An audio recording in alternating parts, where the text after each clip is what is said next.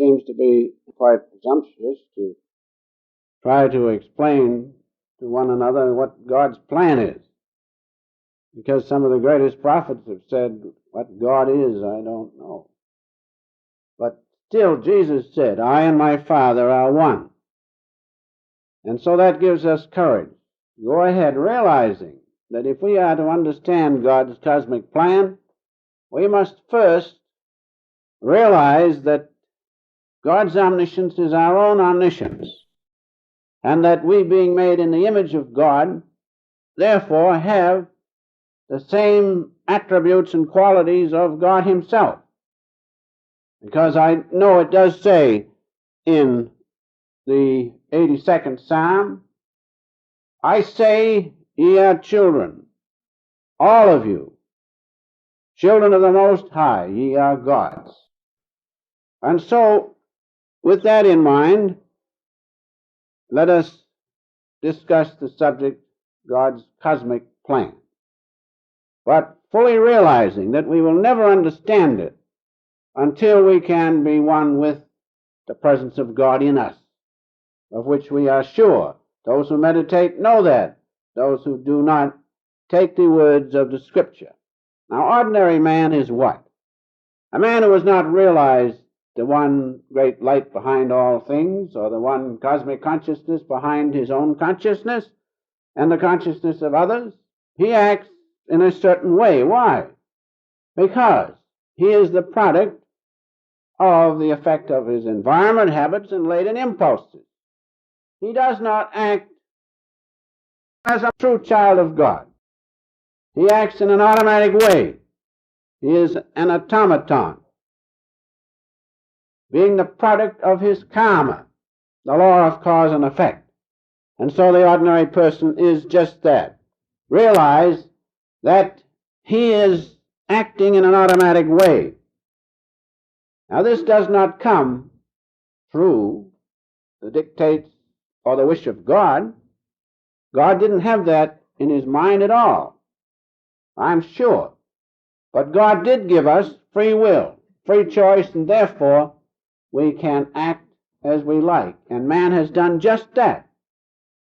He has allowed his free will and his individual nature to interfere with God's plan. God's plan was not that he be separated from him, seemingly so. God's plan was that he realize his immortal nature and also realize the drama of life, but not to be attached to it. That is God's plan. But man, as I have said, because he has been attached to one side of God's nature, the dreaming side, he has therefore become an automatic being, acts from these things of which I have mentioned, environment, latent impulse, and habit, and he is not a true child of God. If he had acted from the other side of God's nature, the immortal side, in us, then he would have been entirely different. That's what God wanted us to do, and that is what we have not done until we wake up and realize that within us is God's presence, and if we can know it, we too can act like God does, dreaming the universe on one side, resting in his immortal, ever-present, ever-conscious existence on the other side. And so in a few words, that's the gist of God's plan, and let us discuss a little further, bearing those things in mind.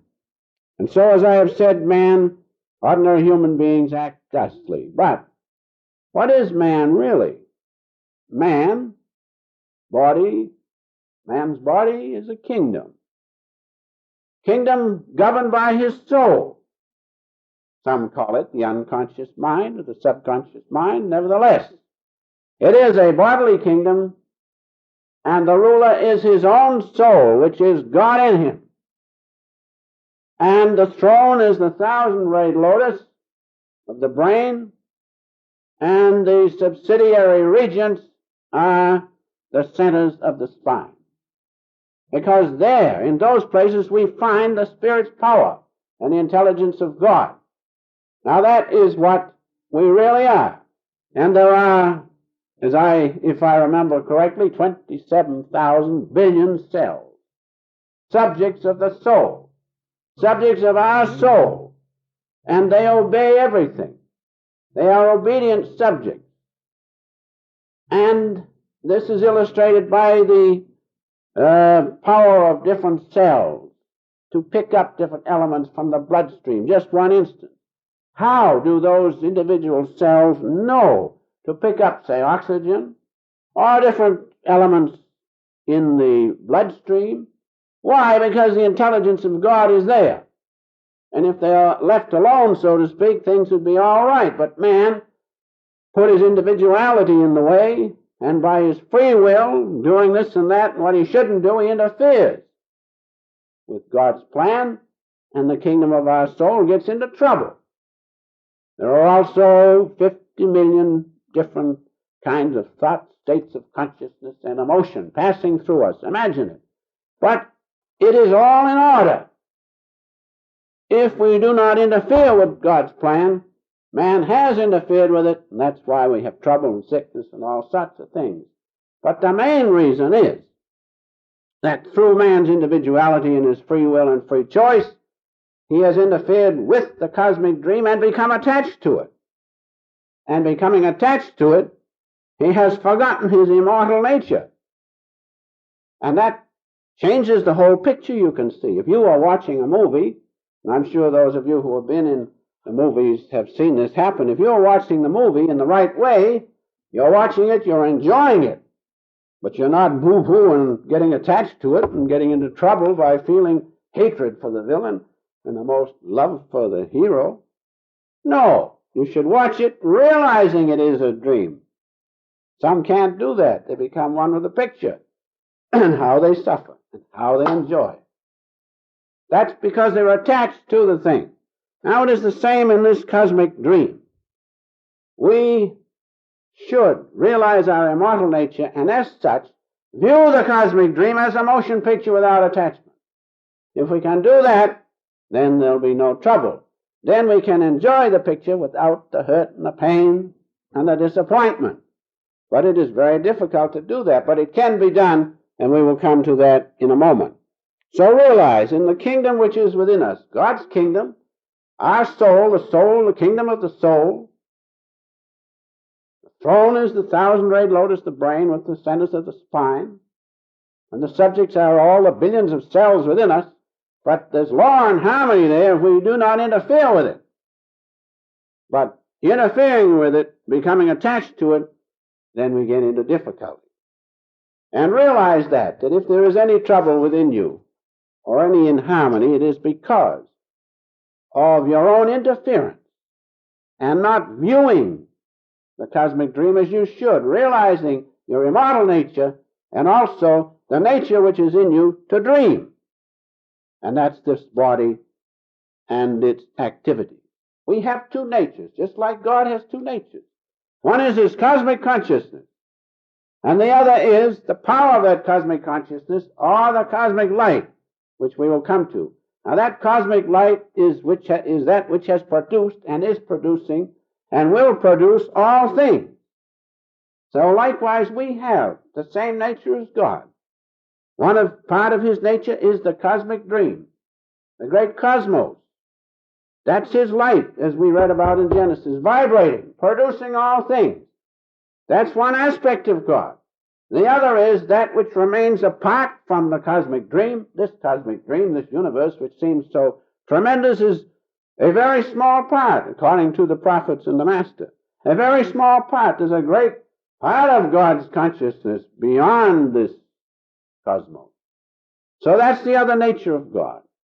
That part which remains apart from his creation. Peaceful, blissful, ever-conscious, blissful, eternal existence. That's one part. The other is the commotion, so to speak, of the cosmic dream. Now we're made the same way. You take your own dream. You can dream. You know you can dream.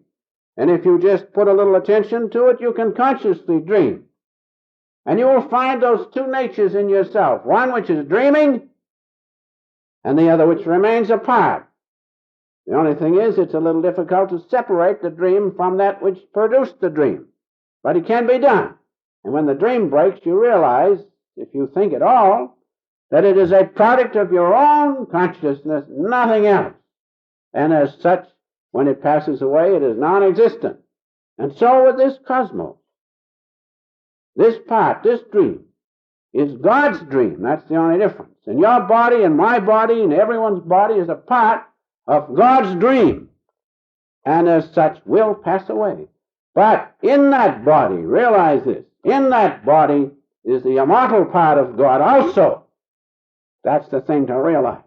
Now, God's plan was that we not just remember the cosmic part, the cosmic dream part of us, but the immortal part of us, which is just behind the cosmic dream. And this body is a part of the cosmic dream.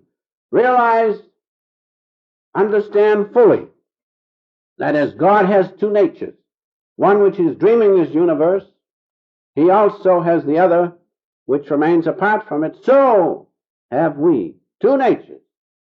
One which is attached to the cosmic dream, and we think we are this body with all its attributes, but the other is behind that. And in meditation and calmness, we perceive and know the underlying reality, God's consciousness and the power of his consciousness, the cosmic light within us. These two things are distinct. And until, by following right meditation, you understand those things and perceive them and know them, not in theory only, but actually know the cosmic light, see it, and be one with it, only then will you understand God's plan. How can you understand? Until you become one with him. You say, well, how can we become one with him? Jesus said, the things I do, ye shall do, and greater things. So, within each one of us is the same consciousness with which Jesus spoke, the Christ consciousness. Knowing that, you can understand, to a certain extent, God's plan. One thing you will know, what is producing the dream, and through the intuition of your soul, which is a part of God's cosmic intuition, you will know what his plan is. But to know it through intellect, mind, and sensation, it's impossible. Just like the water and oil will not mix, so likewise this external consciousness of duality is not capable of understanding the intuitional part of God, the great cosmic consciousness. And so realize that as we proceed now a little bit further, that God has. He has two natures, and so have we. And that he really wanted us to know and enjoy this cosmic dream, but not be attached. Because when we become attached, what happens? We forget our immortal nature. We forget that we never can die. When you're attached to the cosmic dream and you see bodies dying, you see civilizations passing into nothingness, and you see world cataclysms and all such things happening, we must realize that's not the real part of us, that's the dream part of us, that's the dream part of God.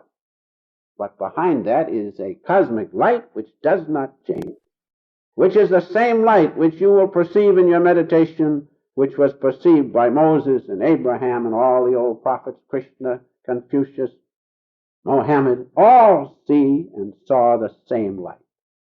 That does not change. See it, you know that's the same light. And you will not know it until you attain realized knowledge, which is seeing, tasting things, not just talking about them. And so if you meditate and follow one as the master who had that realization, you also will know, and know beyond question of a doubt, that that one cosmic light has produced all things, and that this universe is simply a manipulation of that one eternal thing which does not pass away, the power of God's consciousness, the great cosmic light. Now you cannot know it until you know it through meditation and realization. So you can see, in understanding God's plan, that it is necessary to have realized knowledge, as I have called it. Realized knowledge. You can say, I know a thing theoretically. You know all about sugar. I like to use that because the master used that simple illustration. You know all about it. Women know more about it than men because they understand all the different kinds of sugar, powdered and brown and all sorts of things. But that doesn't change sugar a bit. When you taste it, whether you're a man or woman or anything, you know what sugar is. So it is with God. You can know about Him, you can read all the philosophy, but until you get right down there to business and go beyond this duality of this cosmic dream and taste Him, you will not know Him. But we can taste Him because, as it says in that psalm, I say ye are gods, all of you, children of the Most High, made in the image of God. But as long as you sit there and don't do anything about it, you don't know that. So we must know that through realization. That's realized knowledge. What did God do? God divided Himself into many. Why? That He could enjoy through many, that's all. But the trouble was the many got attached to the cosmic dream, so God's having an awful time getting them back, because He gave them free will and free choice. And He can't revoke that unless He just destroys the whole business, and I don't think He wants to. So, God made Himself many to enjoy through many. He enjoys through the flower, He enjoys through each and every one of us, through everything. He became many. And the parts of the many became attached to the dream. And so they have lost the realization that they are a part of that immortal nature of God and that it dwells within them. And so God has got quite a job on His hands. The battle goes on as long as we stay attached to this cosmic dream. But that wasn't God's plan. Somehow He made a little mistake there. But nevertheless, we're all going back to Him. As Lord Krishna says, everyone will be saved. So cheer up. It may take a couple million years, and we'll get back there. Because what comes out of God has got to go back, if you look at it that way. And just like your own dream, when you break the dream, there you realize, well, it wasn't so bad, it was just a dream. So that's the way we'll feel, as the Master says, when we break the cosmic dream. But you don't have to wait now. You don't have to wait that million years. You can meditate deeply and you will understand that you are not this body and that this body is part of God's cosmic dream, but behind that is your immortal nature. You can know it, realize it, perceive it, be one with it if you want to. Right here, now, while the cosmic dream is going on. Why is that? Because we are made in the image of God. We are His children, children of the Most High. But we have to want to do it, and in wanting to do it, we have to do something about it.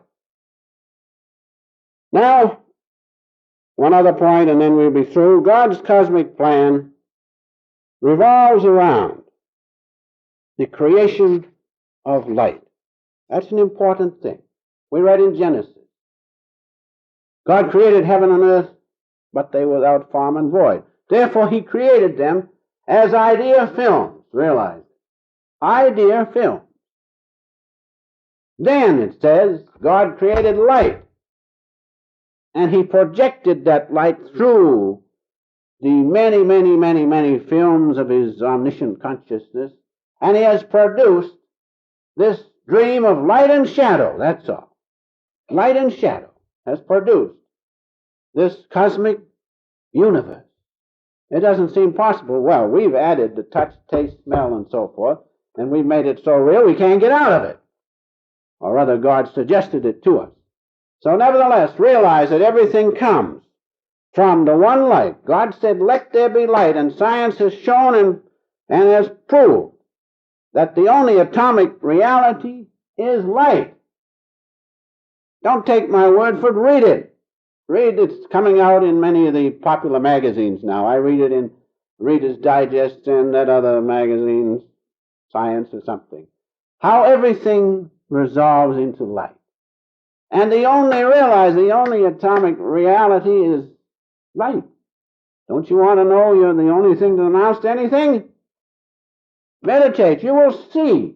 You will see that atomic reality beyond the atoms, the light of which the Master spoke beyond the atoms. So realize that. As Master said in his AY, the cosmos is a varied expression of one power, light, but the scientists don't add this other thing, guided by divine intelligence. Isn't that wonderful? That makes the whole difference between these cocky, I was going to say scientist, because one fellow met me the other day in India House. He said, I'm a scientist and they make me sick. Why? He says, they're so egotistical, they won't listen to anything but their own way of thinking. I don't know, I'm not a scientist, but nevertheless, as the Master says, the cosmos is a varied expression of one power, light.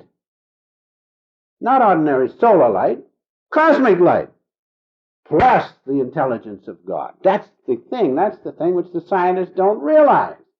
They see the law working, and they see that this follows that, and that these mesons, whatever they call them, jump here and there, and the protons go this way, and the neutrons this way, and all that. But what's behind all that business? What's behind that direct action of those subatomic particles? God's intelligence. You see, that's what we must never forget. That the action of light, which is the one atomic reality, is guided by your Father, my Father, the one intelligence of God. Realize that, know that light, then you can understand just what God has in his mind. Because you are that mind of God, or that consciousness of God. His omniscience, the Master says, is our omniscience. His power is our power, but you can't utilize it with this little bodily vehicle. You have to be one with the great source of all power, God's cosmic light. That's what we must realize and never forget. Now, in summing up God's cosmic plan, I think there is nothing better that I can do than to read just a paragraph from the autobiography. Therein, the Master points out clearly, better than I can put into words, God's plan. And if you will listen carefully, I'm sure it will help you, and then when you read it in your own home, then you will fully understand. Plus your meditation. You must meditate to understand. The Master has written on page 281, most wonderfully, listen carefully. Remember this much. If God's cosmic plan bothers you, remember this much. Then get busy and make it your own. The first night I had the privilege of meeting the Master, and he showed me wonderful things, the great light of God, the cosmic light, the light of the brain and those things. Then he said, now, if you get busy and discipline yourself and regularly meditate and make those things your own, then they'll always be with you. And so as you read this, you'll be satisfied. You'll know through your soul it is the truth, but then get busy. Make it your own through realized knowledge. And so the Master says, listen carefully, the cosmic director has written his own plays. In the beginning, God created heaven and earth, and they were without form and void. So he says the cosmic director has written his own plays and assembled the tremendous cast for the pageant of centuries. Imagine, universe upon universe, dissolving and coming again. I think it's in 2 billion years from now it'll be dissolved. Then coming again. All that is written in the great omniscience of God's consciousness. Then he says, from the dark booth of eternity, the cosmic director pours his creative beam. That's the cosmic light which we must know. Through the films of successive ages. Think of the films in God's omniscience. Doesn't that make you feel rather humble?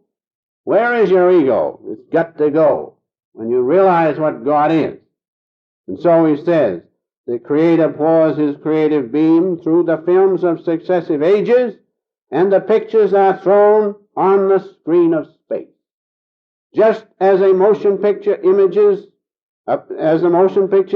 appear to be real, but are only combinations of light and shade, so is the universal variety a delusive seeming. It doesn't seem possible. Why? Well, we'll get the answer in a minute. The planetary spheres, with their countless forms of life, are not but figures, images, imagine, in a cosmic motion picture. Temporarily, this is the key, true to 5 sense perceptions as the scenes are cast on the screen of man's consciousness. It is our consciousness that gives it the delusive power. We add touch, smell, taste, and so forth. That makes it seem so real. And so he says that these figures in the great cosmic motion picture, temporarily true to the five sense perceptions, as the scenes are cast on the screen of man's consciousness by the infinite creative being. So there you have, in a few words, God's plan. God's plan, know His consciousness, and He can let you know His plan. But how can you know it? How can you perceive it unless you become one with that great cosmic consciousness, the infinite intelligence of our Father? How can you know it? How can you know it unless you become one with the creative beam, as the Master says? In the ordinary moving picture house, you look up and you see the beam coming down, and you see it strike the screen of space, those who introspect a little bit, and you see the light and shadow there.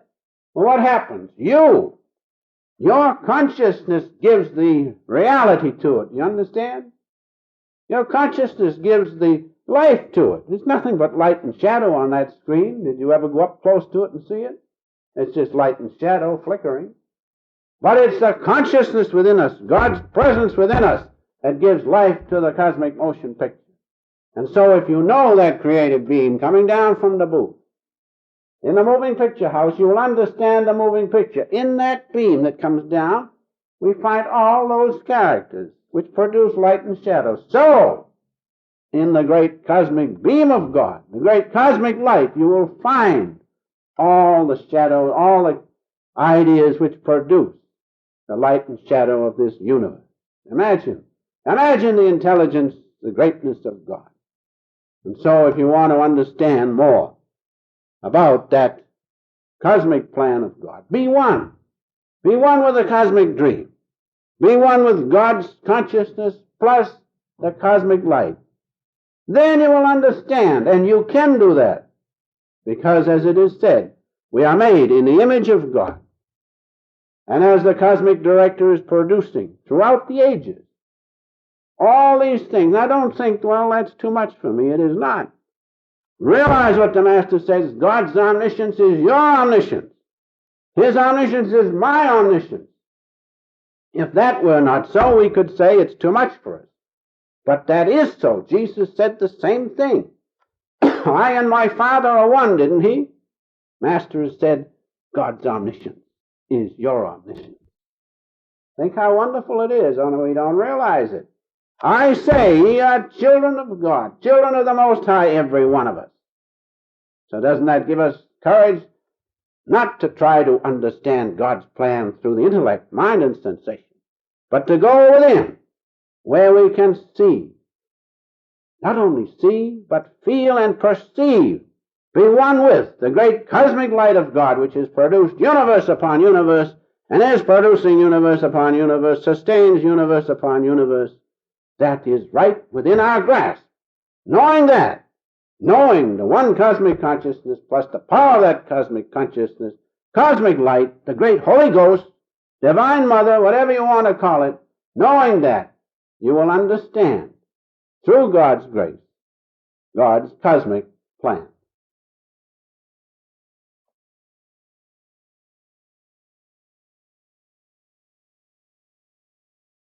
Heavenly Father, our minds and consciousness cannot grasp the immensity of thyself. Help us to rise above this outward duality, that we may know the underlying reality within us,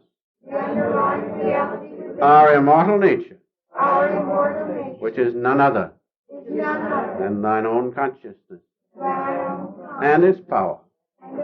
Father, may we from now on not reflect the spiritual light,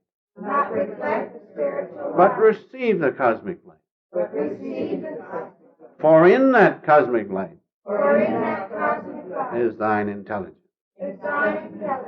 thy consciousness. We are thy children. Father, reveal thyself Reveal thyself. As thou art. As thou art. Oh, peace. Amen. Now let us rise and sing our closing song.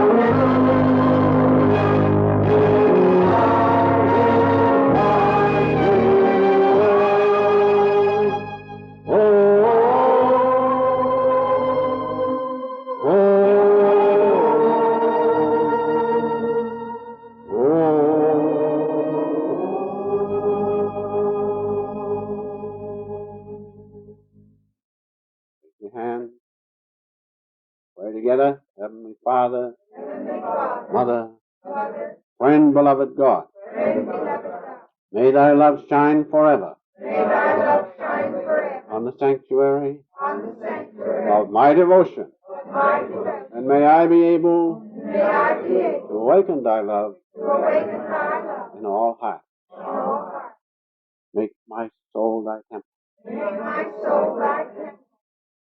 Make my heart thy altar. Make my love thy home. Be thou the only King, reigning on the throne of all my desires. I bow to thee, O Father. I bow to Jesus. I bow to the Great One. And with my love and devotion on the altar of my heart, I bow to the beloved Master. Oh, peace, bliss,